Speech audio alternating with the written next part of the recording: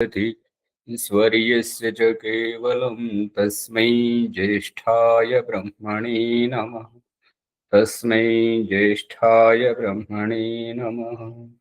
ఓం శాంతి శాంతి శాంతి. ఈ యొక్క సత్య ప్రకాశం అధ్యాత్మ సత్సంగానికి వచ్చేసినటువంటి వారందరికీ నమస్తే, స్వాగతం, సుస్వాగతం.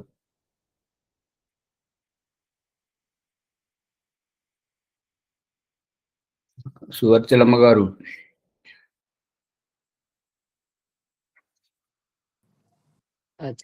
చక్రాల ఈ కిందికి ఎలా వచ్చారు? కింది నుంచి పైకి పోవడానికి చెప్తున్నారు, కానీ పైనుంచి కిందికి ఎప్పుడు వచ్చారు, ఎలా వచ్చారు అనేటువంటి దాని మీద దృష్టి పెట్టాలి. సరే, అవగాహన రాలేదు ఇప్పుడు మీరు అన్న తర్వాత.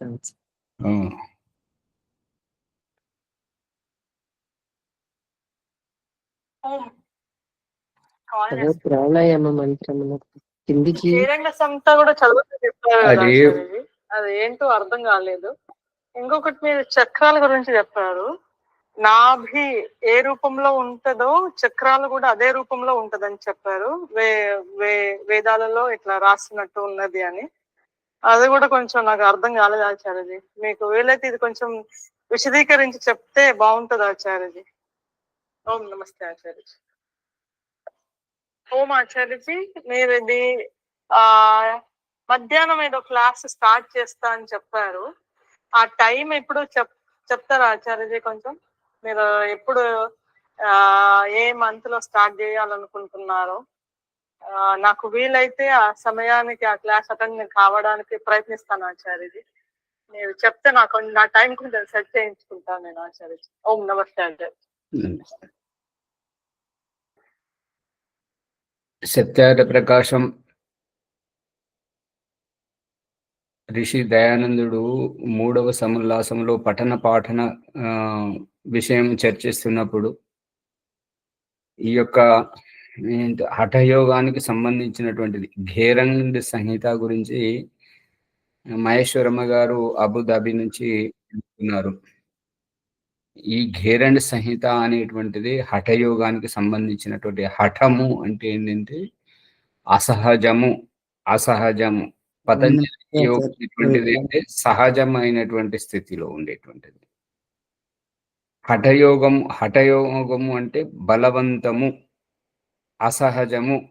ఆ రకంగా చేస్తున్నప్పుడు అభ్యాసం లేని వారికి, గురువు లేని వారికి ఆ యొక్క హఠయోగంలో చెప్పినటువంటి ప్రక్రియల ద్వారా చేస్తే శారీరక హాని జరుగుతుంది అనే విషయాన్ని పండిత గోపిదేవి శాస్త్రి గారు యోగ దర్శనము భూమిక లోపల తాను ఎట్లా ఇబ్బంది పడ్డాడో ఆ విషయాన్ని అక్కడ మీరు చూడండి. ఈ పతంజలి యోగం దయానంద సరస్వతి చెప్తున్నటువంటిది. పతంజలి యోగం సహజమైనటువంటిది, ఎటువంటి ఆపద లేనటువంటిది. ఆపద లేదు కదా అని చెప్పేసి వ్యక్తిగతంగా చేసే కంటే గురువు యొక్క మార్గనిర్దేశనంలో చేస్తే ఇంకా మంచిది. ఇక అమ్మగారు మరొక ప్రశ్న అడిగారు.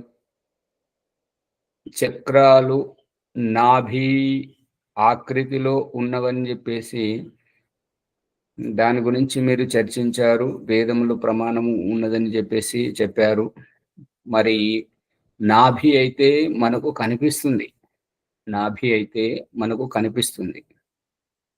అమ్మగారు, ఇది నాభి, ఇది బయటకు కనపడేటువంటి విషయం కాదు.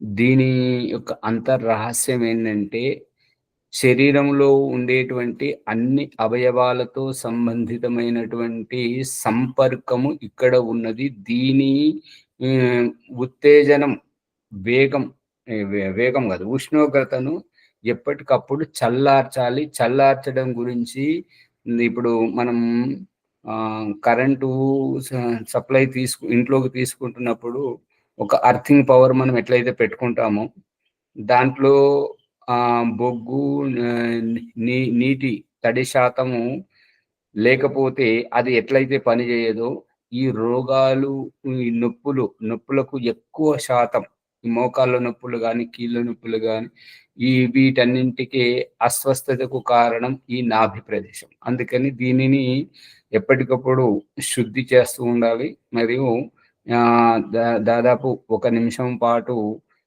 ధారగా నాభి కింద చెయ్యి పెట్టి నీరు పోస్తే ఆ నాడుల యొక్క ఉష్ణోగ్రత సమశీతోష్ణంగా ఉంటుంది. ఎప్పుడైతే ఆ నాడులు సమశీతోష్ణంగా ఉంటుంటాయో శరీరం ఆరోగ్యవంతంగా ఉంటుంటది అని చెప్పేసి ఈ మధ్య చాలా వరకు నావెల్ థెరపీ అని చెప్పేసి చూపిస్తున్నారు.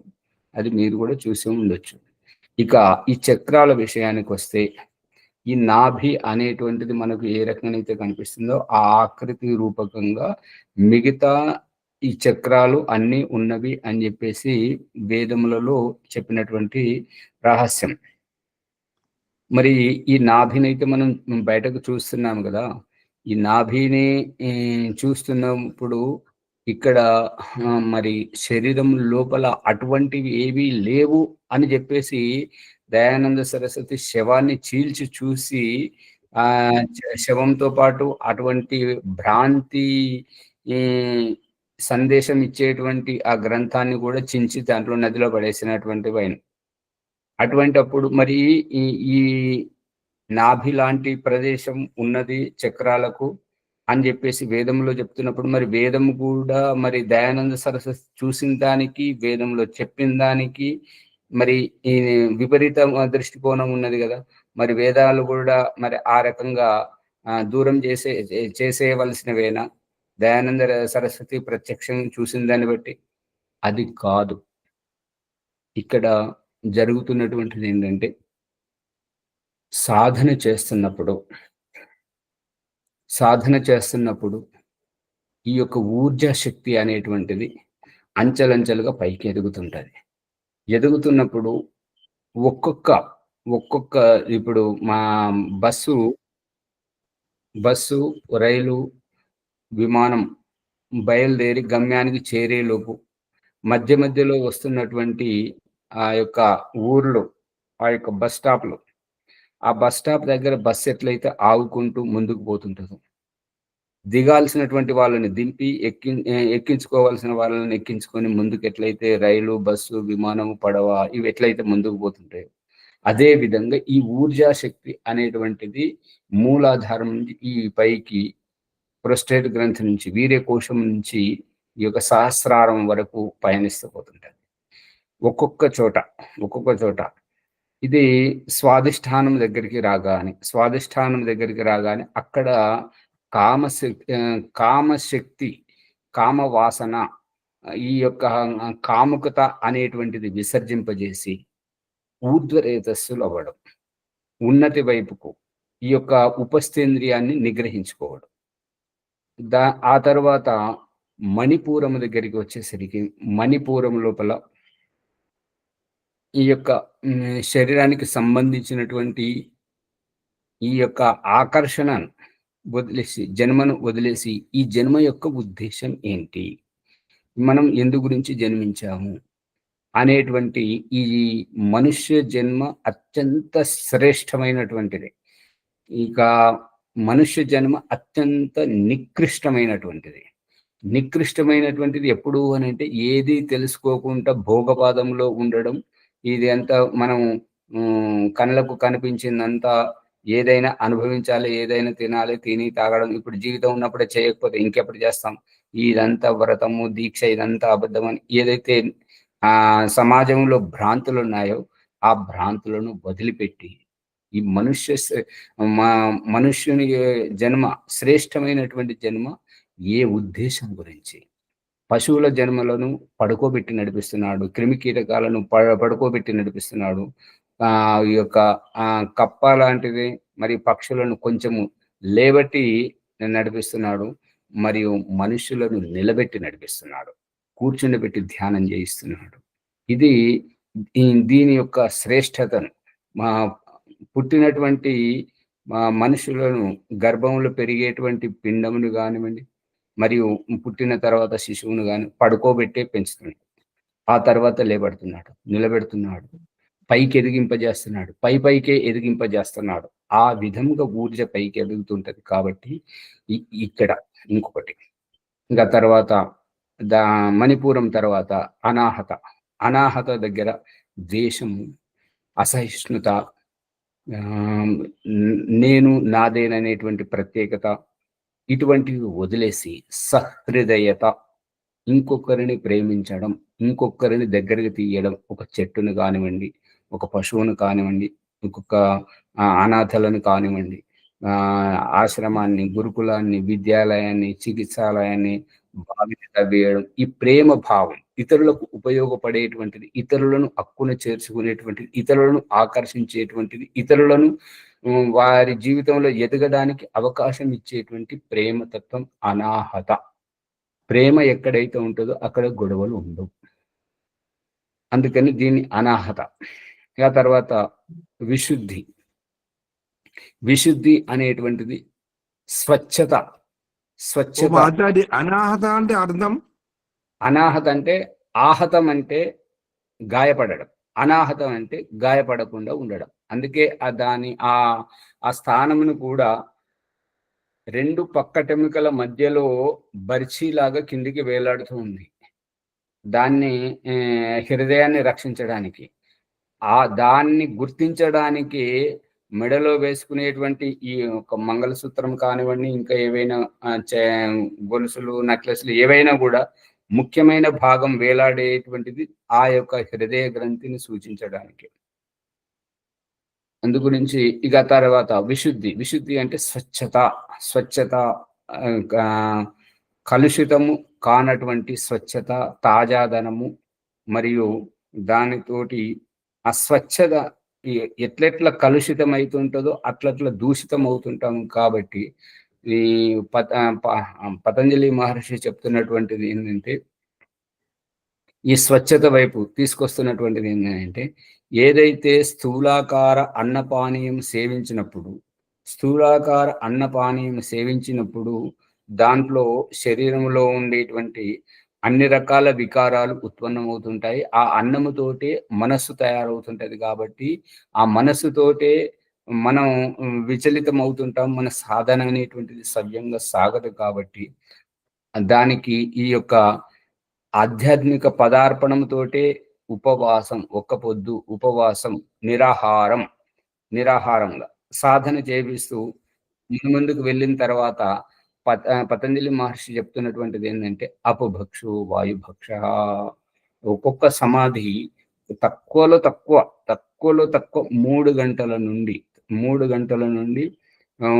ఏళ్ళు 12 ఏళ్ళ వరకు కూడా సుదీర్ఘ సమాధిలు ఉంటుంటాయి. కాబట్టి ఆ సమాధిలో తెలుసుకునేటువంటి భావం ఎప్పుడైతే మనం సాధన చేస్తూ సమాధి స్థితికి వెళ్ళేసరికి, సమాధి మనం చేస్తున్న దానికి పరిణామం సమాధిలో మనకు అనుభవానికి వస్తున్నటువంటి సమయానికి ఈ శరీరం వికారాలను వదులుతూ ఉంటుంటది. కాబట్టి ఈ వికారాలను వదిలి మళ్ళీ వచ్చి కూర్చుండేసరికి మళ్ళీ మొదటి నుంచి సాధన చేయాల్సి వస్తుంటది. కాబట్టి ఈ వికారాలు దేని వల్ల వస్తున్నాయి అంటే, స్థూల ఆహారము, ఈ యొక్క స్థూలమైనటువంటి అన్నపానీయాల యొక్క వల్ల వస్తుంటది.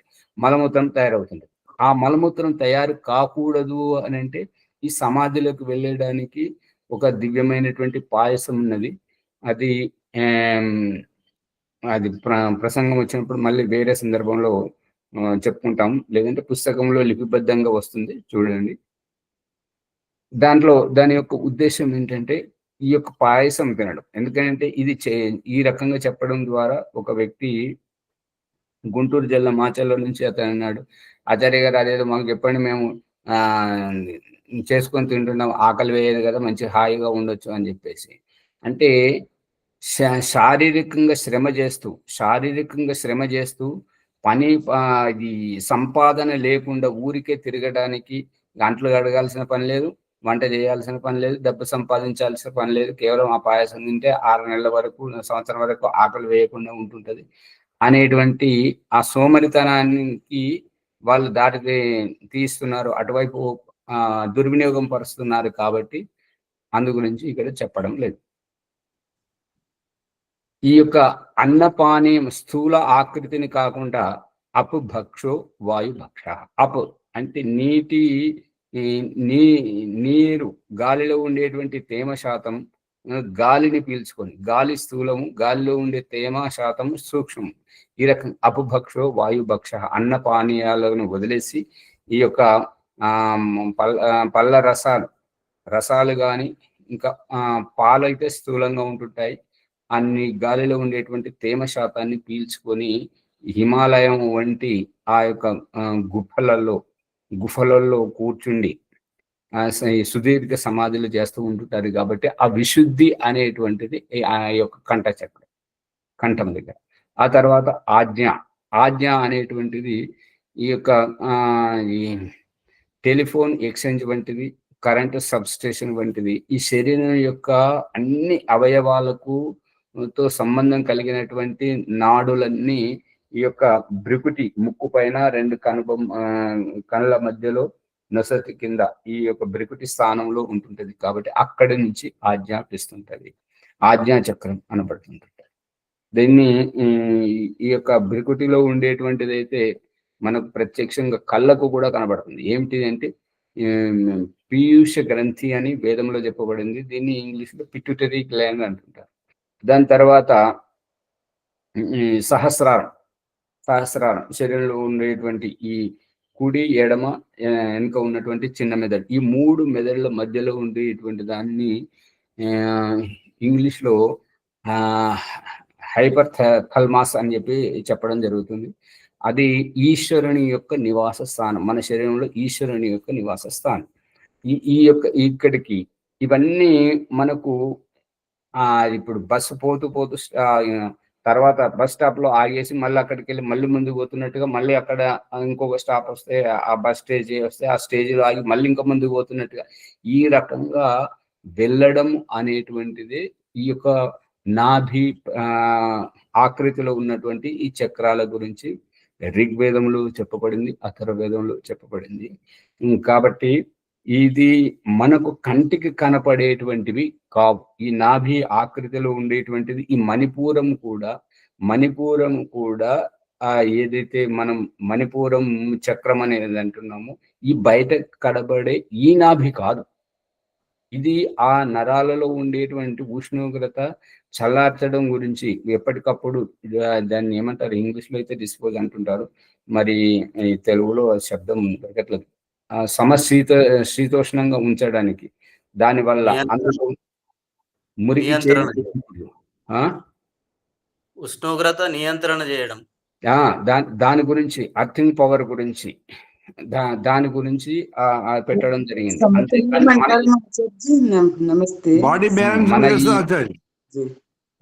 మన ఈ యోగ సాధనలో చేసేటువంటి చక్రాలలో మణిపూర చక్రం అది కాదు, అది గుర్తించాలి.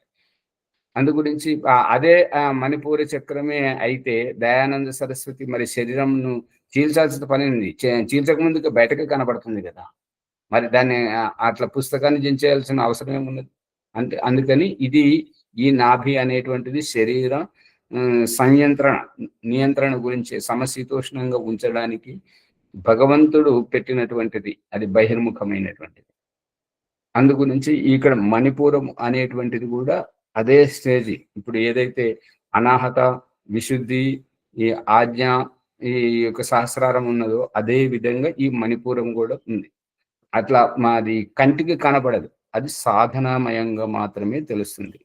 ఈ యొక్క అంతర్చక్రం అంతేనా? ఇవి ఇంద్రియాలను నియంత్రించడం. ఈ ఇంద్రియాలను నియంత్రించడం గురించి ఇంద్రియ జైలు ఈ పేరు పెడితే అందరూ దీని వెంట పడతారు అని చెప్పేసి మరి కొద్దిగా ఆలోచించాలి కదా. ఇప్పుడు ఉదాహరణకు ఇక్కడ జరుగుతున్నటువంటివి దయానంద సరస్వతి సంధ్యోపాసనలో ఆచమనము 4 సార్లు చేయిస్తున్నాడు, 4-5 సార్లు చేయిస్తున్నాడు ఒక్క సంధ్యోపాసనలోనే. ఇప్పుడు వేరే వాళ్ళు ఏమంటున్నారు, ఇన్నిసార్లు ఎందుకు ఆచమనం ఎందుకు అని అంటున్నారు. కానీ అక్కడ ప్రయోజనం ఆ నీళ్లు తాగించడం కాదు, ప్రయోజనం నీళ్లు తాగడం ఆచమనం కాదు. అక్కడ ఏదో ఆలోచించాల్సి ఉంది. ఈ నీళ్లు ఆ ఉద్విగ్నతను దూరం చేసినందువల్ల మనస్సు స్థిమితం ఏర్పడితే అప్పుడు ఆలోచన శక్తి వస్తుంటది. అందు గురించి ఈ ఆచమనం చేయించడం. అంతేగాని ఈ ఆచమనం చేయిస్తే దాంతోటి ఏదో అవుతుంది, పవిత్రం అవుతుంటామని కాదు. పవిత్రత అని ఏది కాదు. ఏదైతే అపవిత్రత అనేటువంటిది అనాలోచిత ధోరణితోటి ముందుకు పోకూడదు. ఈ ఆచమనం చేయించడం వల్ల ఆలోచనాత్మక దృష్టికోణంతోటి ముందుకు పోవాలనేటువంటిది అభిప్రాయం. మనస పరిక్రమ అంటే ఏంటిది? ఆచమనం అంటే ఏంటి? అంగస్పర్శ అంటే ఏంటిది? మరి ఉపస్థానం తర్వాత ప్రాయశ్చిత మంత్రం చదివిన తర్వాత ఆచమనం యొక్క ఉద్దేశం ఏంటి? గాయత్రి మంత్రం కంటే ముందు ఆచమనం అక్కడ ఎందుకు చేపిస్తున్నారు? అంటే ఇదివరకు తప్పిదం జరిగింది కాబట్టి భగవంతుడా ఇక నేను ఆ తప్పిదం చేయకూడదు, ఆ తప్పిదం నా వల్ల జరగకూడదు, అందుకే నాకు సద్బుద్ధిని ప్రసాదించు అని ప్రార్థించారు ప్రశాంతంగా ఉండడానికి.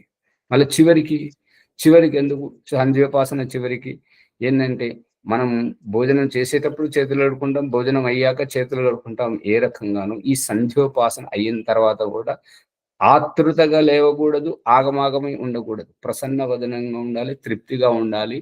తల్లి ఒడిలో పాలు దాగి లేచిపోతున్నటువంటి శిశువు యొక్క టీవీ అని అంటే ఆ యొక్క వైవిధ్యం.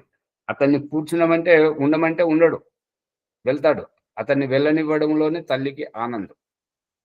ఆ రకంగా సంధ్యోపాసన నుంచి లేచి ప్రశాంతంగా ప్రసన్న వదనంగా తన దినచర్య చేసుకోవాలనేటువంటిది అభిప్రాయం. అందుకని ఈ చక్రాలు అనేటువంటివి నాభి ఆకృతులు. ఇప్పుడు పోతూ మా వెళ్ళేది బస్సు నడిచేది మార్గం మీద, కానీ మధ్యలో ఏ ఊరు స్టేజ్ వస్తే ఆ స్టేజ్ దగ్గర బస్సు ఆగుకుంటూ పోతుంటుందో ఆ ఆగుకుంటూ పోవడానికి అక్కడ ఒక గుర్తు ఏర్పాటు చేస్తుంటారు కదా, ఇగో ఇక్కడే ఆ బస్సు ఆగాలి, యాత్రికులంతా వచ్చి ఇక్కడ నిలబడండి, ఇక్కడ ఉండండి, ఇక్కడికి బస్సు వస్తుంది, ఆగుతుంది, అప్పుడు ఎక్కండి అనే విధంగా ఈ చక్రాలు అనేటువంటివి శరీరంలో పట్ల ఆ రకంగా ఉంటాయని చెప్పేసి దీని ద్వారా తెలుస్తుంది. ఇంకా మీరు కూడా చింతన చేయండి, చేసి దాన్ని ఓం ఇంద్రియాలకు చక్రాలకు సంబంధం ఏంటి? ఇది సరైనటువంటి ప్రశ్న. ఇలా అడగాలి. ఇంద్రియాలకు చక్రాలకు సంబంధం ఏంటంటే ఒక్కొక్క దాన్ని జయించినప్పుడు, ఒక్కొక్క దానిని తోటి పని తీసుకున్నప్పుడు మన అనుభవం ఏమిటి అనేటువంటిదే చక్రం.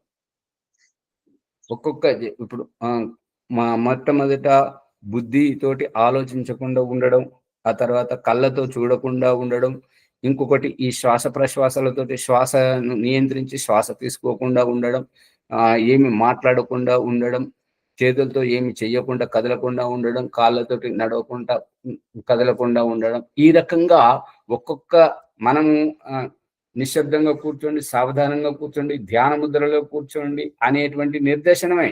కానీ కళ్ళు మూస్తే ఏమవుతుంది, కళ్ళు తెరిస్తే ఏమవుతుంది? కళ్ళు మూస్తే సగం ప్రపంచం తెలియదు, కళ్ళు తెరిస్తే సగం ప్రపంచం అంతా కనిపిస్తుంటది. బయట ప్రపంచం కనిపిస్తుంటది, లోపలి ప్రపంచం కనపడదు. ఈ కళ్ళు మూయించేది ఏంటంటే బయట ప్రపంచంతో నువ్వు సంబంధం తెంచుకో, లోపలి ప్రపంచాన్ని చూడు అనేటువంటిది అభిప్రాయం. అందుకని ఈ రకంగా ఒక్కొక్క ఇంద్రియాన్ని మనం జయించినప్పుడు ఒక్కొక్క విధమైనటువంటి అనుభవాన్ని గుర్తించడమే ఈ చక్రముల యొక్క ఉద్దేశం. ఇంకా మనం ఓమాచార్య ఈ మన మనస్సు గురించి 6వ చక్రం అని అన్నారు, అదేంటో? అదే మా మనస్సు గురించి అంటే ఇప్పుడు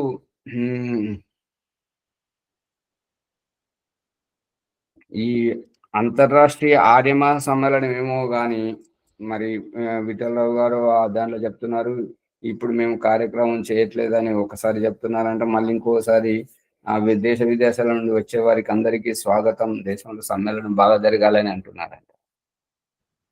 ఏదేమైనా కానీ ఈసారి వర్షాలు అయితే బాగా పడ్డాయి. ఇప్పుడు కూడా వర్షం పడుతూనే ఉన్నది ఈ 2-3 రోజులలో. ఎంత అస్తవ్యస్తం అవుతుంది. కానీ నరేంద్ర మోదీ గారు ఇంత మంచి దేశం గురించి ఎంత తాపత్రయపడుతున్నారు, కానీ వారిని ఈ రకంగా మన దేశ అభివృద్ధిని చూసి ఓరలేని వారు వారిని చంపడానికి ప్రయత్నం చేస్తున్నారు. ఇదంతా ఏంటంటే వాళ్ళు బయట వాళ్ళే కాదు, లోపల వాళ్ళు కూడా ఉన్నారు. ఆశ్చర్యం ఏంటంటే అక్కడికి వెళ్ళి చైనా నుంచి వచ్చి తర్వాత మీటింగ్లో మాట్లాడుతున్నటువంటిది ఎప్పుడు అందరూ ప్రజలందరూ చప్పట్లు కొడుతుంటే నరేంద్ర మోదీ గారు అన్నారు, నేను బాగా మాట్లాడానని చెప్పేసి చప్పట్లు కొడుతున్నారా, క్షేమంగా తిరిగి వచ్చానని చెప్పేసి చప్పట్లు కొడుతున్నారు. ఇప్పుడు ఈ ప్రకరణానికి, ఈ మనసు యొక్క ప్రకరణానికి ఇప్పుడు మనం మాట్లాడుకుంటున్నటువంటి విషయాలకి ఏమైనా సంబంధం ఉందా? ఏమీ లేదు. కానీ ఇప్పుడు మనస్సును మనము నియంత్రిస్తున్నటువంటిది ఏంటంటే, చెబితే సావధానంగా నటిస్తారు. అందు గురించి ఓం ప్రకాష్ చేసే ప్రయోగం ఏంటంటే, పెట్టకుండా చేస్తే తెలవాలి. అందుకే నరేంద్ర మోదీ ఎందుకు వచ్చిండు? ఆయన అక్కడ మాట్లాడినటువంటి విషయం ఇక్కడ ఏంటి?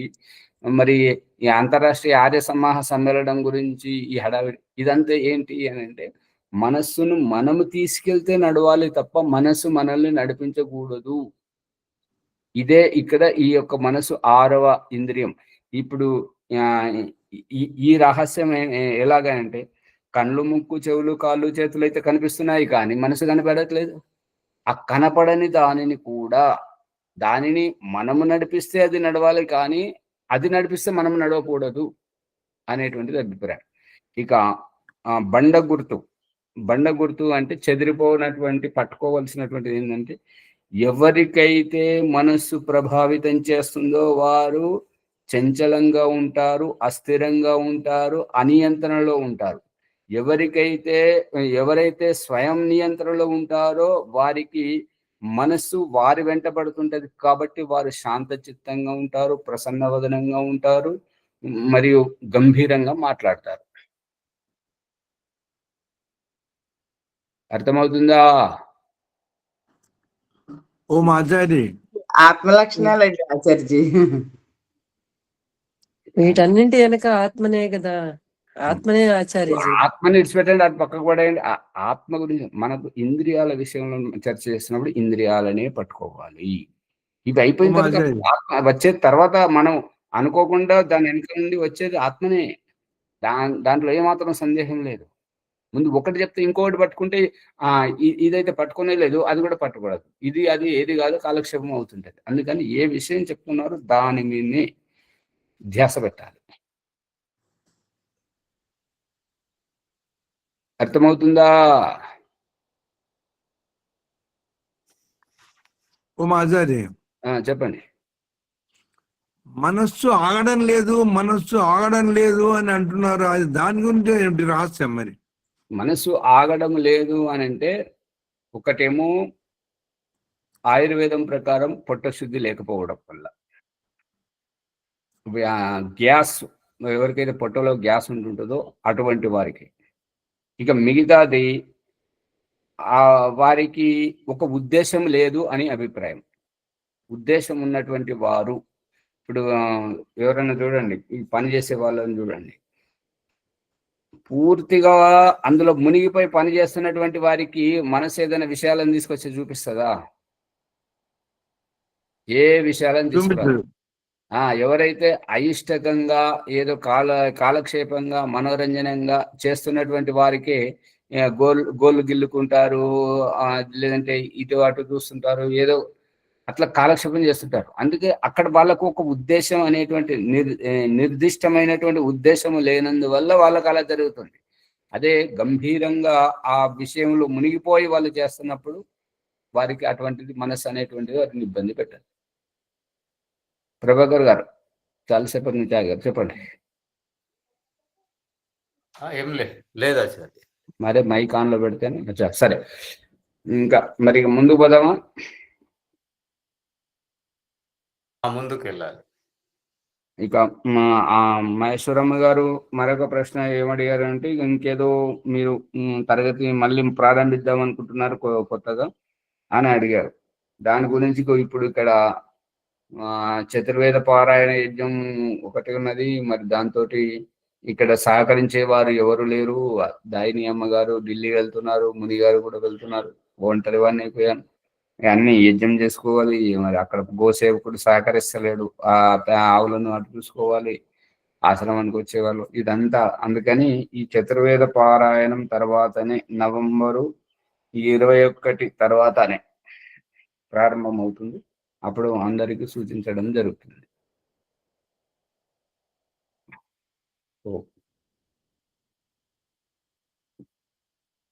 ఇప్పుడు ఇక మన ప్రకరణంలోకి వెళితే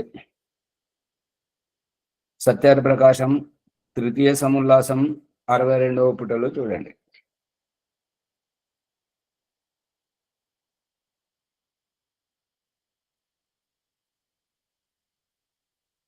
పఠన పాఠనములలో కలుగు విఘ్నములను విడువవలయును. కుసంగము అనగా దుష్టుల విషయాసక్త జనుల సాంగత్యము, దుష్ట వ్యసనములు, మద్యము, మాంసము, మద్యాది సేవనము, వేశ్యాగమనాది, బాల్యావస్థలో వివాహము అనగా 25 వర్షములకు ఆయువు రాకముందు పురుషుడు, 16వ సంవత్సరము రాకపూర్వము స్త్రీయు వివాహమాడుట ఇది సరైంది కాదు. పూర్ణ బ్రహ్మచర్యము పాలింపకుండుట అంటే 25 సంవత్సరాల లోపట పురుషుడు వివాహం చేసుకున్న పూర్ణ బ్రహ్మచర్యం పాటించినట్టు కాదు. 16 సంవత్సరాలు స్త్రీకి రాకుండా అంతకంటే పూర్వం వివాహం చేసుకుంటే అది బ్రహ్మచర్యం పరిపక్వం కాదు. అందుగురించి దానివల్ల ఆయుష్ తగ్గిపోతుంది. అలా చేయకూడదు అని అభిప్రాయం. రాజు తల్లిదండ్రులు విద్వాంసులు అగు వారి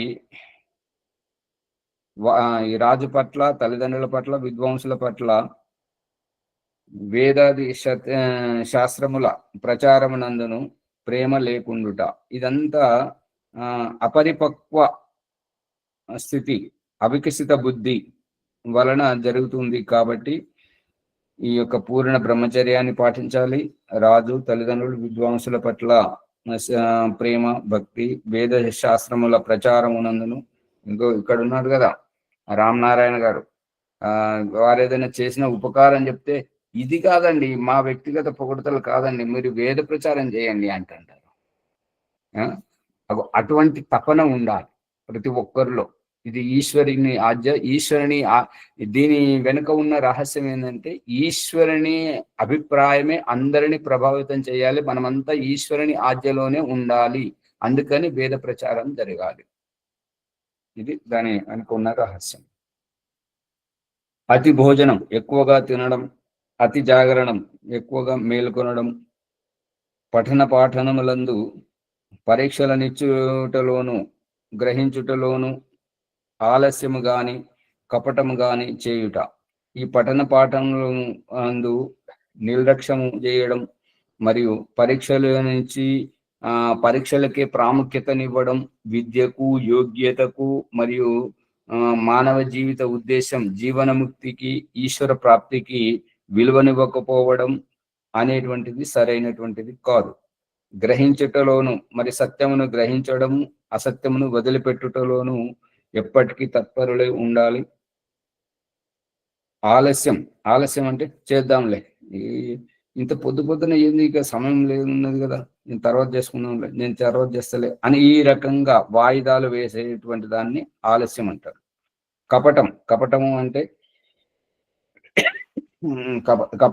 ఏంటంటే దాగుడు మూతలు ఆడడం, చెప్పాల్సింది ఒకటి చెప్పేది ఒకటి. ఇప్పుడు దీని గురించే ఒక సామెత ఏంటంటే చల్లకొచ్చి ముంత దాయడం అంటారు. వచ్చిందే చల్ల తీసుకుపోవడానికి, మజ్జిగ తీసుకుపోవడానికి వచ్చారు, పాత్ర తీసుకొచ్చారు, కానీ చెంబు దాచిపెడతారు అనమాట. ఆ రకంగా కపటం అండి చేయుట. విద్య వలన కలుగు లాభము సర్వోత్తమని తెలుసుకొనకుండట. అందుకే విద్యను చదివితే సర్వోత్తమము, దానివల్ల జ్ఞానోదయం కలుగుతుంటుంది, మనం తెలివిపరులం అవుతుంటాము. ఇక నక్కజిత్తుల వారి మాయమాటల్లో పడి మోసపోకుండా ఉంటాము అనేటువంటిది అభిప్రాయం. అది గ్రహించలేకపోవడం వల్ల ఇవన్నీ జరుగుతున్నాయి.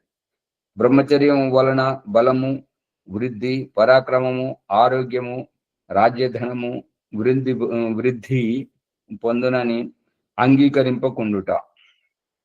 ఇప్పుడు ఒకటి ఏం తెలుస్తున్నదంటే ఈ ప్రకరణాన్ని బట్టి మనము సంపాదించుకుంటేనే మనము ధనవంతులము ఎలాగైతే అవుతామనేటువంటిది నిగూఢ సత్యము. మంచి సంస్కారవంతులు, ఆధ్యాత్మిక గురువులు, మంచి జ్ఞానవంతులు, ఆరోగ్యవంతమైనటువంటి వారు, తెలివిపరులైనటువంటి వారు, స్ఫూర్తిదాయకంగా ఉండేటువంటి వారు, బ్రహ్మచర్యాన్ని పాటించడం, పతివ్రత ఏకపత్ని వ్రతములో ఉండేటువంటి వారు, ఇటువంటి మానవత్వ విలువలతో కూడినటువంటి రాజ్యం చాలా అందరికి, ఇతరులకు అందరికీ ఆదర్శంగా ఉంటుంటది. ఇది దేశం యొక్క సంపన్నత. ఇప్పుడు మనము ఉద్యోగం, వ్యాపారం, వ్యవసాయం తోటి డబ్బు సంపాదిస్తే దానితో మనం సంపన్నులం ఎట్లయితే అవుతుంటామో, విద్యావంతులు, గుణవంతులు, మరియు తెలివైనటువంటి వారు, ఆరోగ్యం కలిగినటువంటి వారు, బ్రహ్మచర్యాన్ని పాటించేటువంటి వారు, పతివ్రతలు, ఏకపత్ని వ్రతలు, ఈ రకంగా బాల్యంలో పూర్ణ వ్యక్తిత్వ వికాసంతో ఎదిగేటువంటి వారు, ఈ యొక్క ప్రజలు ఈ రకంగా వ్యక్తిత్వ వికాసంతో ఉంటే ఆ వ్యక్తిత్వ వికాసమే దేశం యొక్క సంపద అనేటువంటిది నాకు అనిపిస్తుంది. మీకు ఎలా అనిపిస్తుంది? చెప్పింది సరైన పదమే, సరైన విషయమే ఆచార్జీ. అదే, అందుకని దీని యొక్క దయానంద సరస్వతి చెప్తున్న దాని వెనుక నాకు కనిపించింది, మీకు చెప్పాను. ఈ ఈశ్వర ధ్యానము విడిచి ఇతరములకు పాషాణాది జడమూర్తులను దర్శించుట. ఇప్పుడు ఈశ్వర ధ్యానం విడిచిపెట్టి ఇప్పుడు అంతర్రాష్ట్రీయ ఆర్య మహాసమ్మేళనానికి పోయేవారు ఆ సమ్మేళనంలో పాల్గొని అక్కడ సందేశాన్ని తీసుకొని తిరిగి రాకుండా హరిద్వార్ పోవాలి, గంగా దర్శనం చేయాలి, స్నానం చేయాలి, కాశీకి పోవాలి, విశ్వనాథన్ దర్శించుకోవాలి. ఇటువంటివన్నీ, ఇదంతా పాతపాచిని కాపాడుకోవడం అన్నటువంటిది. పాతపాచిని కాపాడుకోవడం అంటే వైదిక ధర్మంలోకి వచ్చినప్పుడు ఇవన్నీ ఏవి కావు, వాటికి ప్రాముఖ్యతనిస్తే మన వ్యక్తిత్వము కుంచబడుతుంటది, వంచబడుతుంటది. కాబట్టి మనం ఈశ్వరీయ ధ్యానం వైపు మొగ్గు చూపాలి అనేటువంటి సందేశాన్ని తెలుసుకోకుండా మళ్ళీ అదే కాశీ దర్శనము, హరిద్వార గంగా దర్శనము, స్నానం చేయడం, దానికి అంటే పాతపాచి ఏ సంస్కారాలను అయితే విడిచి వచ్చారో వాటిని బలపరచుకోవడానికి మొగ్గు చూపుతున్నటువంటి వైన. ఆచార్జీ, అమ్మా, చిన్న సంశయం ఇక్కడ. మరి మనం ఒక మెట్టు ఎక్కేటప్పుడు పై మెట్టు మీద కాలు గట్టిగా మాపకుండా కింద మెట్టు మీద కాలు లేపేసాం అనుకోండి, పడిపోతాం కదా. అమ్మగారు లేపలేరు. ఆ పైన ఇప్పుడు పెట్టేటువంటి ముందు లేపినటువంటి పాదం అక్కడ పొదగనప్పుడు వెనక కాలు తీయడం ఎలా సాధ్యమవుతుంది? అదే నేను చెప్తున్నాను ఆచార్జీ. ఈ ఆధ్యాత్మిక ప్రయాణం కూడా మెట్టెక్కటమే కదా. మరి ఆ స్థితికి పూర్ణంగా రాలేనప్పుడు కింద మెట్టి మీద నుంచి కాలు తీసేస్తే పడిపోతాం కదా. నా మనసుకి అట్లా అనిపించింది. దాని రహస్యం ఒకసారి మీరు చెప్తారని. దాని అభిప్రాయం మనసుకు వచ్చింది ఎవరికి వారు మాట్లాడుకునే కంటే భగవంతుడి వైపు చూస్తే, గర్భం నుంచి శిశువుని బయటకు జన్మింపజేసి వెల్లకిలో పడుకోబెడుతున్నాడు. కొద్ది రోజులకు బోలపడ చేస్తున్నాడు. పక్క తిరగడము, బోలపడము, లేచి కూర్చోవడము, మళ్ళీ లేచి నిలబడము, నడవడము, నాన్న వేలు పట్టుకొని నడవడం, తల్లి కూడా నడవడం నేర్పిస్తూ ఉంటుంటది. ఆ రకంగా ఒక స్థితిలో ఉన్నప్పుడు ఇంకొక స్థితి లేదమ్మ గారు. వెల్లకిలా పడుకున్నప్పుడు పక్క తిరగలేడు, పక్క తిరిగినప్పుడు వెల్లకిలా లేడు. ఇప్పుడు బోర్లపడ్డప్పుడు పక్కలో లేడు, వెల్లకిలా లేడు. లేచి కూర్చున్నప్పుడు పడుకోలేదు, మరి నిలబడ్డప్పుడు కూర్చోలేదు. ఒకటి అయినప్పుడు ఒకటి లేదు. మనం నడుస్తున్నప్పుడు మన కాళ్ళలో ఏంటంటే వెనక కాలుని తీసి ముందు పెట్టినప్పుడే కదా ముందు కాలు మీద బరువును పెట్టి వెనక లేపడానికి వీలవుతుంది. మరి మెట్లెక్కేటప్పుడు పైన కాలు పొదగలేదు. అక్కడ ఒక రాయే ఉంది, లేదంటే ఏదైనా చీమనో ఏదో ఉంది అక్కడ, లేదంటే గుంత ఉంది. అక్కడ కాలు మనది పొందలేదు, మళ్ళీ కింది కాలు ఎట్లా తెస్తాం? సాధ్యం కాదు కదా. అది పొందిన తర్వాతనే ఈ వెనకది తీయడం జరుగుతుంటది. అదే శిశువు ఈ దశలో ఎలాగో ఈ ఆధ్యాత్మికలోకి పైకి రావటం కూడా అటువంటిదే. అంతేగాని ఇప్పుడు ఆర్య సమాజంలో వైదిక సిద్ధాంతంలో పూర్తిగా పరిపక్వం అయిన తర్వాతనే ఈ విగ్రహాలను వదిలేయడము, పౌరాణికను వదిలేయడం, ఇతర మత సంప్రదాయాలను వదిలేయడం కాదమ్మ గారు. ముందు వదిలిన తర్వాతనే అక్కడ పట్టుకుంటారు. వదిలిన తర్వాతనే అక్కడ భగవంతుడు చూపిస్తున్నటువంటి వైనం ఏంటంటే, ఖాళీ పాత్రలో మనం ఏమైనా నింపగలుగుతామా, నిండి ఉన్న పాత్రలో నింపగలుగుతామా? ఖాళీ పాత్రలు. అంతే కదా. మరి అది నిండి ఉన్నది, మనం ఈ వస్తువును అదే పాత్రలో పెట్టాలి అంటే అది తీసేయాలి, ఖాళీ చేయాలి కదా. చెయ్యాలి. అదే అభిప్రాయం. అందుకని ఇది వదులుకుంటేనే అది వస్తుంటది. నమస్తే అండి.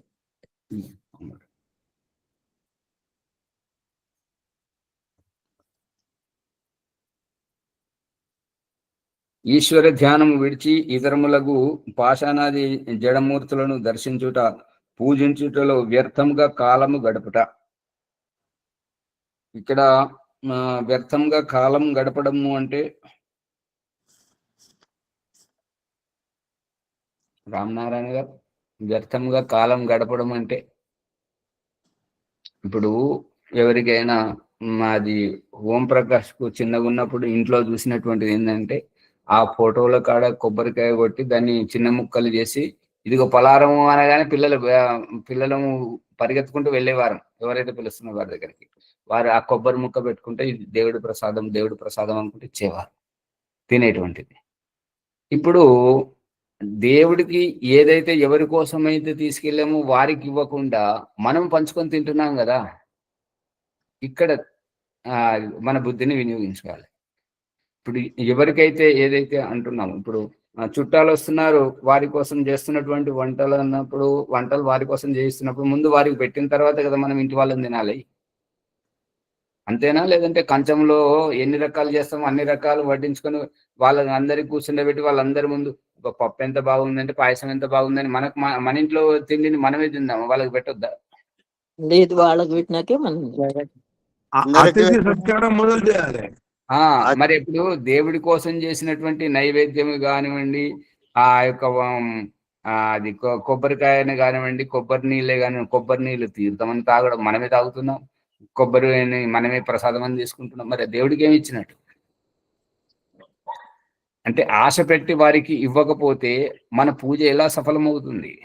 అగ్నిహోత్రంలో మనం ఏది చేసినా, జలప్రసేచన చేసినా ముందుకే పోతున్నది, మనకు దాన్ని మళ్ళీ వెనక్కి తీసుకోలేవు. ఆహుతి ఇచ్చినటువంటి హోమద్రవ్యము, ఘృతము గాని, సమిధలు గాని, సృష్టకృతి గాని అన్ని ముందుగా పోతున్నాయి, కానీ వెనుకకి ఏది రావట్లేదు. అదే తీసుకుంటున్నారు కాబట్టి, అక్కడ ఆహుతిలో తీసుకుంటున్నారు కాబట్టి తిరిగి రావట్లేదు.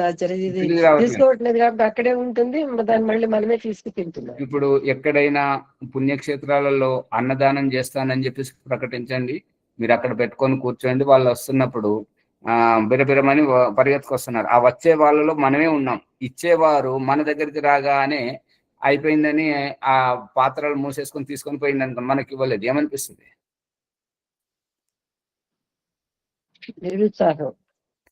అంతే కదా.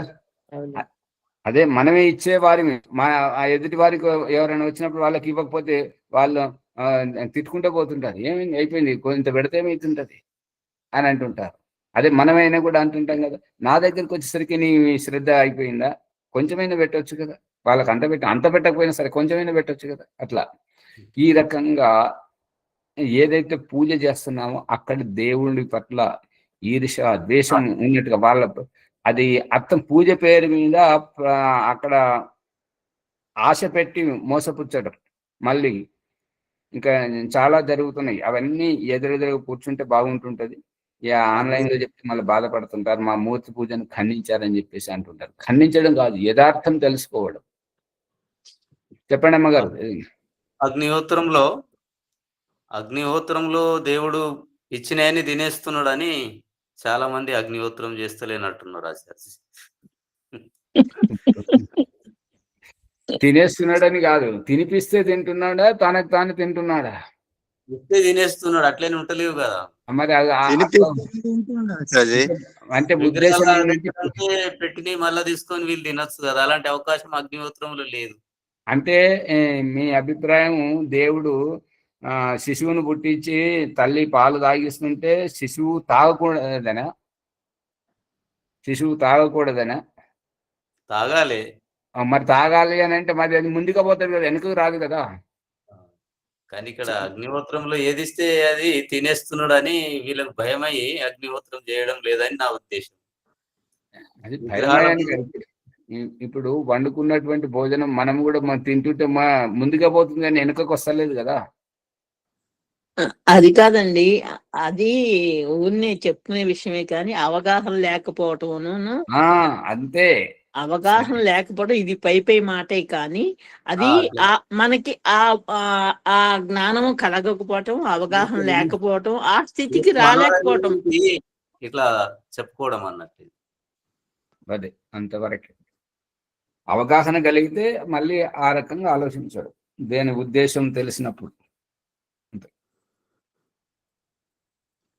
అది ఇదంతా ఈ పూజ పేరు మీద కాలక్షేపం చేయడమే. కాలక్షేపం ఎందుకంటే రామనారాయణ గారు నిన్న పెట్టిన బొట్టును చెదిరిపోయింది కాబట్టి ఇవాళ దాన్ని తుడిపేసి మళ్ళీ కొత్త బొట్టు పెట్టడం. నిన్న పెట్టిన పువ్వు వాడిపోయింది కాబట్టి ఆ వాడిపోయిన పువ్వును తీసేసి ఇవాళ కొత్త పువ్వు పెట్టడం. మరి ఇవాళ పెట్టింది రేపు తీసేయడం.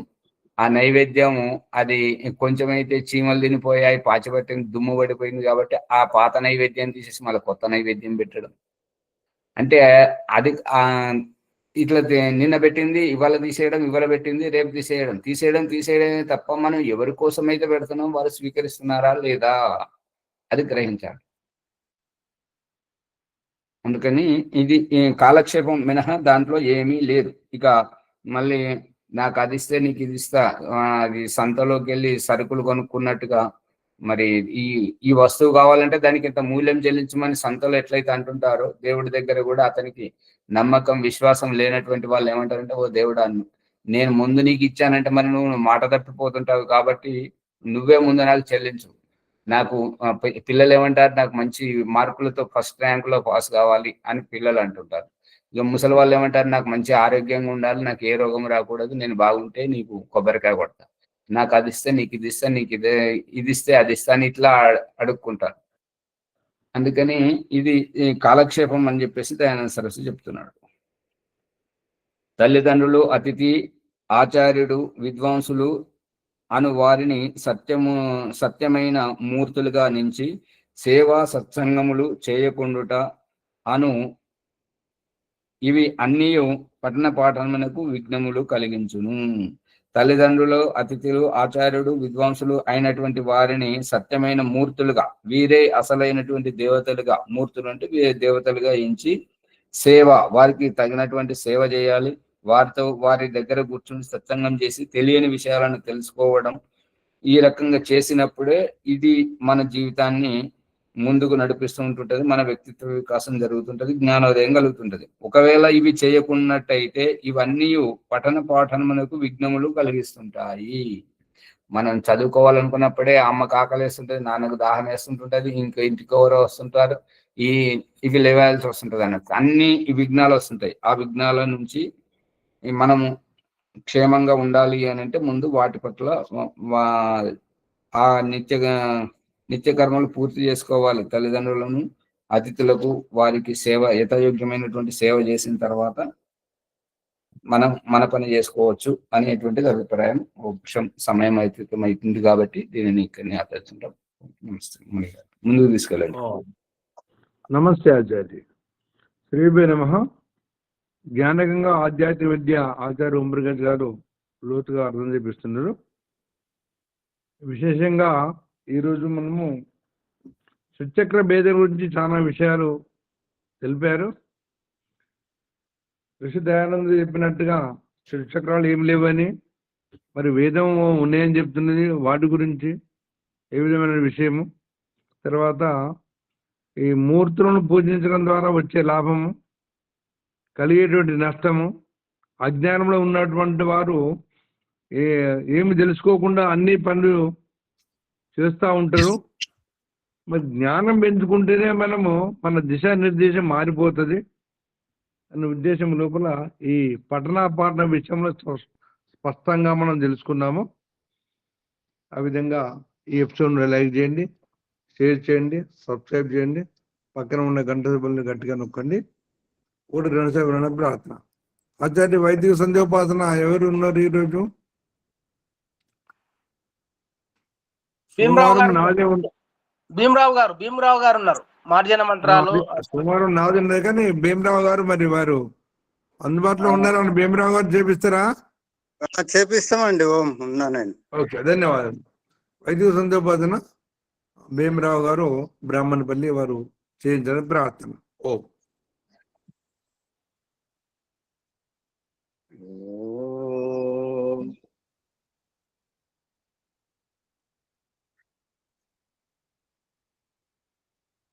అథ సంధ్యాయోగ బ్రహ్మ సాక్షాత్కారం సంధ్యా ప్రకారం. భీమరావు గారు, మీరు అందరిని మోసగిస్తున్నారు. పొద్దున మీ ఫోటో కనబడుతున్నదేమో దినములో మధ్యాహ్నం తీసుకొని అక్కడ పెట్టారు, అదేమో బాగా కనబడుతుంది. మీరు ఉన్నదేమో ఇప్పుడు చీకట్లో, అక్కడ మీ దగ్గర లైట్ లేదు, అది అందరికి తెలియదు. అర్థమవుతుందా? వెళ్తురు లేదు. సరే చెప్పండి. ఓం అమృతోపస్తరణమసి స్వాహ. ఓం అమృతాభిధానమసి స్వాహ. ఓం సత్యం యశః శ్రీర్మే శ్రీః శ్రేతాం స్వాహ. ఓ ఆచమన మంత్రం. ఓం శన్నో దేవీరభిష్టయ आपो भवन्तु पीतये संयोरभिस्रवन्तु नः. अंगस्पर्श. ओम वाक् ओम प्राणः ओम चक्षुः ओम श्रोत्रम् ओम नाभिः ओम हृदयम् ओम कंठः ओम शिरः ओम बाहुभ्यां यशो बलम्. ओम करतल करपृष्ठे मार्जन मंत्रंलो. ओम भूः पुनातु शिरसि ओम भुवः पुनातु नेत्रयोः ओम स्वः पुनातु कंठे ओम महः पुनातु हृदये ओम जनः पुनातु नाभ्याम् ओम तपः पुनातु पादयोः ओम सत्यं पुनातु पुनः शिरसि ओम कं ब्रह्म पुनातु सर्वत्र. దయానంద సరస్వతి వ్యవహారికంగా చూపించిన అష్టచక్రములు ఆత్మ సాక్షాత్కార ప్రకరణం. జీవాత్మ ప్రార్థన. ఓం భూహు. ఓ ప్రాణదాత ఈశ్వర సందేశం. పునాతు శిరస్సి. దుఃఖదాయక ప్రారబ్ధమనే నీ పూర్వజన్మ కర్మ ఫలాన్ని పవిత్రం చేసుకో. జీవాత్మ ప్రార్థన. ఓం భువః. ఓ దుఃఖ వినాశక ఈశ్వర సందేశం. పునాతు నేత్రయోః. ఓ పరమాత్మ నేత్ర అంటే కంటికి కనపడిన దృశ్య రూపము మరియు నీ ప్రజ్ఞా బుద్ధి అంటే ఇది బాగుంది అది బాగా లేదనే మూల్యాంకన బుద్ధి యొక్క అసంతృప్తి అయిన దుఃఖానికి కారణం కాబట్టి రెండిటి మధ్య తటస్థ సంతృప్తికర సాక్షిభూతంగా నిలకడగా ఉండుము. జీవాత్మ ప్రార్థన. ఓం స్వహ. ఓ స్వయం సుఖ స్వరూప ఈశ్వర సందేశం. పునాతు కంఠే. కంఠకూపే శుద్ధ పిపాసా నివృత్తి యోగ దర్శనం అంటే కంఠంలోని గుంత కదలికలపై ప్రత్యేక ధ్యాస పెట్టి నీ ఆకలి దప్పికల పట్ల అసంతృప్తిని తగ్గించి జయించు. ఆకలి దప్పికల నివృత్తి సంతృప్తికర స్వయం సుఖానందమే నీ జీవన్ముక్తి మోక్షావస్థకు సోపానం. జీవాత్మ ప్రార్థన. ఓం మహః ఓ మహిమాన్విత మాయా స్వరూప ఈశ్వర సందేశం. పునాతు హృదయే ఆధ్యాత్మ పురోగతికే దైవం పట్ల నీ భ్రమ నివృత్తి చేసుకో. నీ హృదయాంతకరణాలలో నీ దైవ సాక్షాత్కార దర్శనం చేసుకో. జీవాత్మ ప్రార్థన. ఓం జనః ఓ జగన్నాయక, ఈ జన్మ జరామరణ అంతరార్థం ఏమిటి స్వామి? ఈశ్వర ఉవాచ. పునాతు నాభ్యాం నాభి చక్రే కాయ విహ జ్ఞానం. యోగ దర్శనం 2వ అధ్యాయం 29వ మండలం. అంటే నాభి చక్రంలో సంయమనంతో ఈ తిని త్రాగి విసర్జించటం ఏమి అని విచారిస్తే మన శారీరక జన్మల అంతరార్థం బోధపడుతుంది. నాభిర్మే చిత్తం విజ్ఞానం. యజుర్వేదము 20వ మండలం 20వ అధ్యాయము 9వ సూక్తం. అనేక విధాలుగా స్మరించుకునే వ్యవహారిక జ్ఞాన విజ్ఞానం దేహం మధ్యలో ఉన్నది. జీవాత్మ ప్రార్థన. ఓం తపః ఓ పరాత్పర, ఈ తపస్సు అంతరార్థం ఏమిటి? ఈశ్వర సందేశం. పునాతు పాదయోః ఓ జీవాత్మ, నీ జన్మ జరామరణ దుఃఖదాయక స్థితి నుంచి నిన్ను నీవు ఉద్ధరించుకో.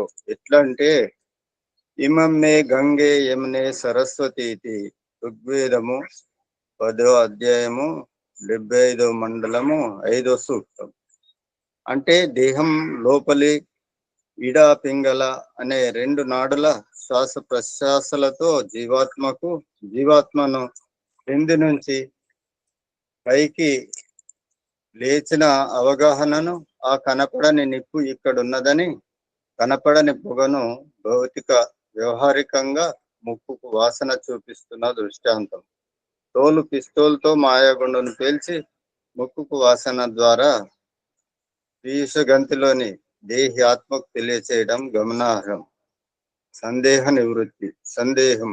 పాదయోహో అంటే పాదముల వద్దన, నివృత్తి కాదు. జంగాభ్యాం పాదాభ్యాం ధర్మో అసి విశిరాజా ప్రతిష్ఠిత. యజుర్వేదం 20వ అధ్యాయం 9వ మంత్రం. భాషార్థం.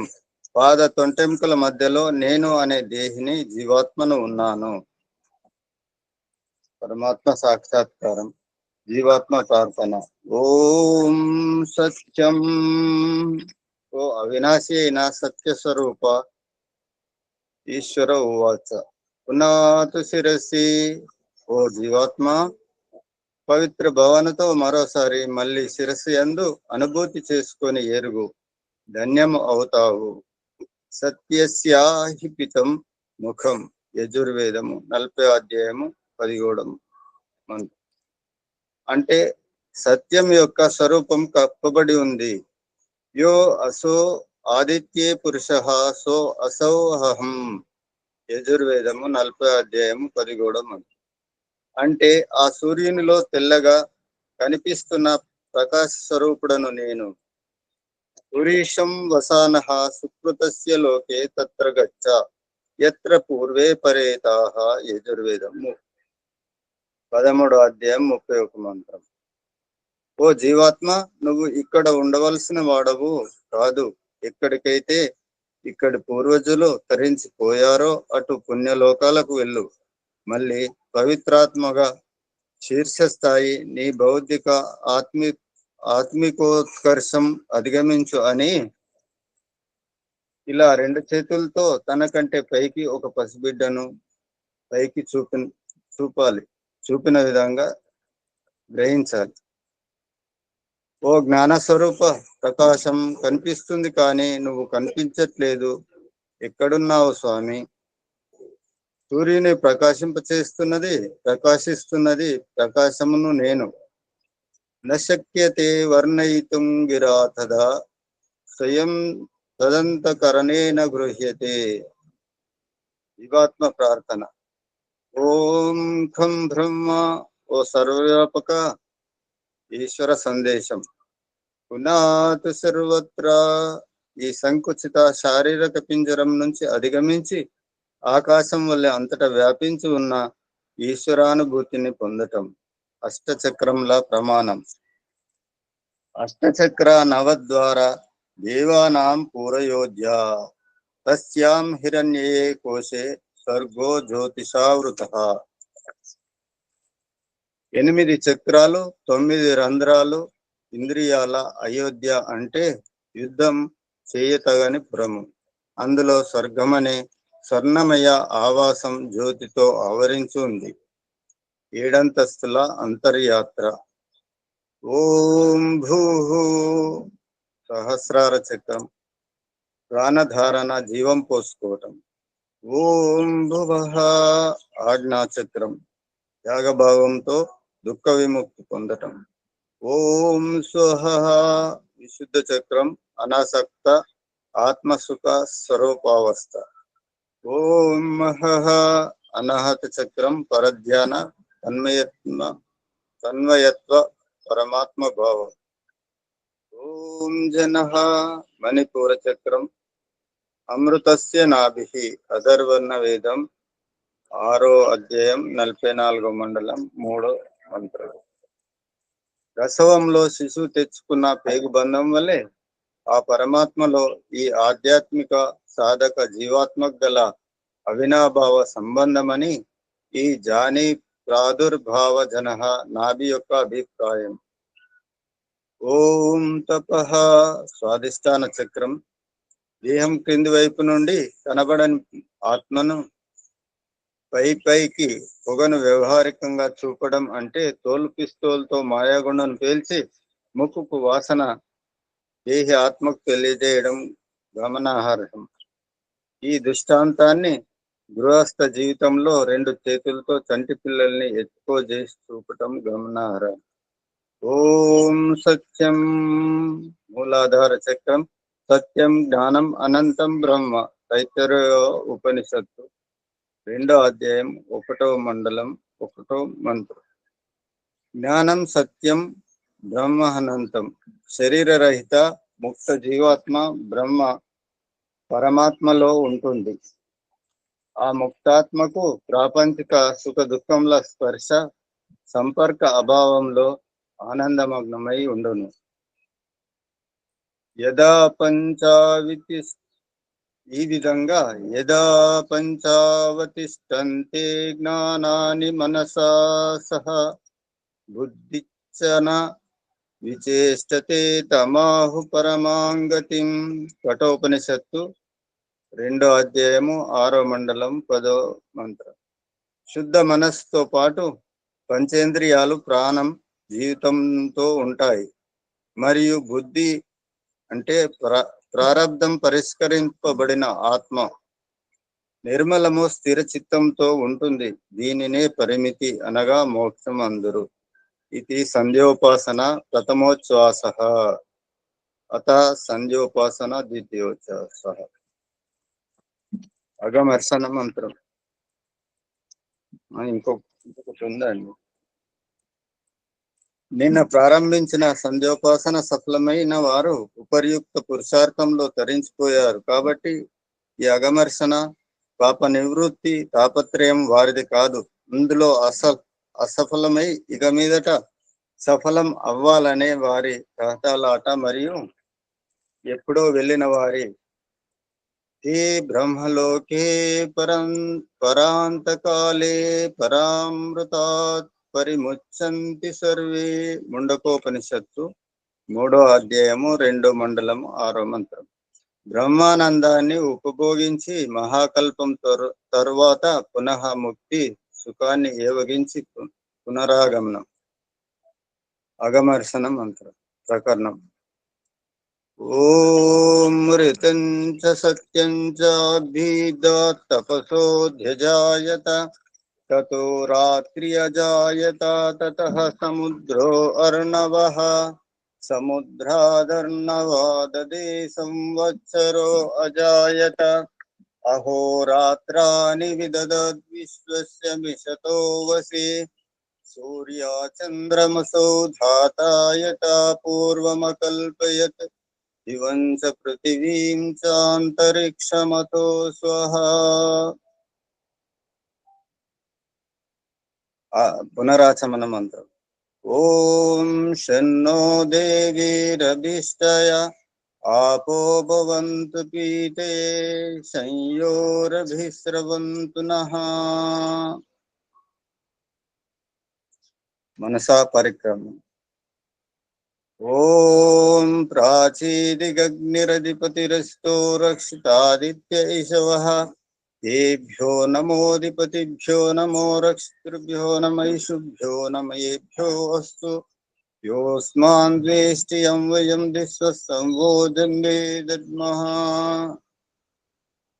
दक्षिणादिगिन्द्रोऽधिपतिश्चिरच्चिराजी रक्षिता पितर ईशवः तेभ्यो नमोऽधिपतिभ्यो नमो रक्षितृभ्यो नमैषुभ्यो नमयेभ्यो अस्तु योऽस्मान् द्वेष्टियं वयं दिस्वसंवोदन्ते दद्मः।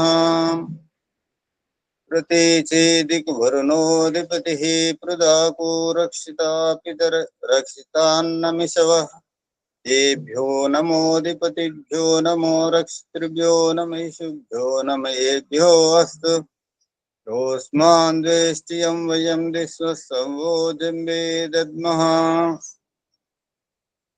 उदीचेदिक् सोमोऽधिपतिः सजो रक्षिता शनिरिषवः तेभ्यो नमोऽधिपतिभ्यो नमो रक्षितृभ्यो नमैषुभ्यो नमयेभ्यो अस्तु योऽस्मान् द्वेष्टियं वयं दिस्वसंवोदन्ते दद्मः। ध्रुवादिक्विष्णुरधिपतिः कल्माषग्रीवो रक्षिता वीरुदैशवः तेभ्यो नमोऽधिपतिभ्यो नमो रक्षितृभ्यो नमैषुभ्यो नमयेभ्यो अस्तु योऽस्मान् द्वेष्टियं वयं दिस्वसंवोदन्ते दद्मः।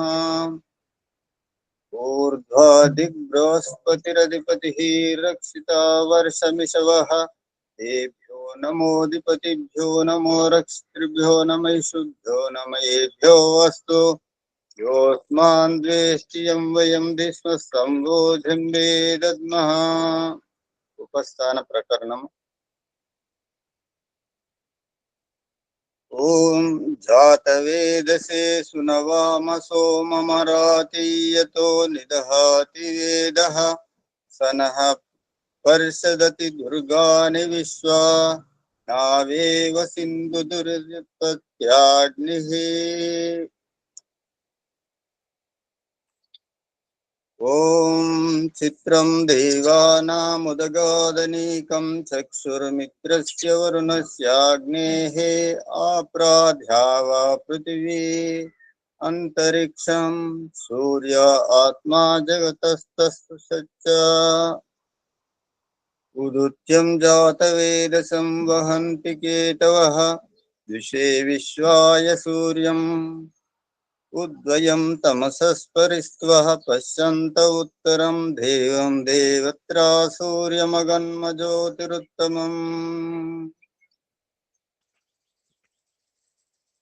तच्चक्षुर्देवहितं पुरस्तात् शुक्रमुत्तरत् पश्येम शरदः शतं जीवेम शरदः शतं शृणुयाम शरदः शतं प्रभ्राम शरदः शतम् अदीनः श्याम शरदः शतं भूयश्च शरदः शतात्। ॐ शन्नो देवीरभिष्टया आपो भवन्तु पीते संयोरभिस्रवन्तु नः। गुरुमन्त्रम्। ॐ भूर्भुवस्वः तत्सवितुर्वरेण्यं भर्गो देवस्य धीमहि यो नः प्रचोदयात्। आत्मसमर्पण। ఓ పరమ దయానిధి దేవ, మా యొక్క ధర్మ అర్థ కామ మోక్షంలా సిద్ధి వెంటనే సిద్ధించునుగాక. నమస్కార మంత్రం. ఓం నమః శంభవాయ చ మయో భవాయ చ నమః శంకరాయ చ మయస్కరాయ చ నమః శివాయ చ శివతరాయ చ. ఓం శన్నో దేవీరభిష్టయా आपो भवन्तु पीते संयोरभिस्रवन्तु नः. ओम नमस्ते आचार्य. అందరికి ధన్యవాదాలు.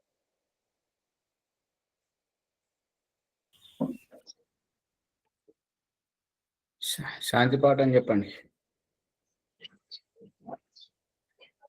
ఓం జౌ శాంతిరంతరిక్షం శాంతి పృథివీ శాంతిరాపః శాంతి ఓషధయ శాంతి వనస్పతే శాంతిర్విశ్వే దేవా శాంతిర్బ్రహ్మ శాంతి శాంతిరేవ శాంతి సామా శాంతిరేతి.